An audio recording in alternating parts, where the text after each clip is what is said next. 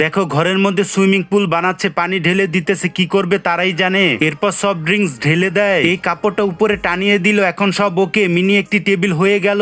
ভাই বোন মিলে কাজিনের সাথে প্রাঙ্ক করতে যাচ্ছে, কাজিনকে ডাকতে লাগলো, আসার সাথে সাথেই সোফায় পানি ঢেলে দেয় যাতে সে সোফাটায় বসতে না পারে। কি বুদ্ধি খাটিয়েছে মেয়েটি, যেটাকে টেবিল বানানো হয়েছে যাতে ওটাই বসে। মেয়েটিকে টেবিলে বসতে বললো, সে টেবিলের চারপাশ ঘুরে দেখতেছিল। টেবিলটা উঠাতে গেলে মেয়েটি বলতেছে টেবিল উঠাতে না, বসতে বলতেছে। তাদের কাণ্ড দেখে মেয়েটি রীতিমতো অবাক হচ্ছে। পরে সে টেবিলটায় বসেও বসলো না, কেমন জানি ডাউট লাগতেছে তার। মেয়েটি কি বুঝে ফেললো সব। তারপর বসতে গেলে দেখে পানি, তার প্যান্টটা ভিজে গেছে। এই মেয়েটি চালাকি করে কুলি করে পানি ফেলে দিল, বোঝাচ্ছে যে সে পানি ফেলছে। তার কাজিনকে নানান উপায়ে বাহানায় বোঝালো এখানে বসে পড়তে কোনো সমস্যা নেই। তার সন্দেহটা দূর করলো ভাই বোন মিলে। বসার আগে 1 থেকে 3 পর্যন্ত গুনবে, যখনই 3 বলবে তখনই সে বসে পড়বে। এবার কাউন্টডাউন শুরু করলো, যখন 3 বললো। আল্লাহর এই সুন্দর নামটির জন্য যারা লাইক এবং সাবস্ক্রাইব করে দিবে, হে আল্লাহ তুমি তাদের হজ করা।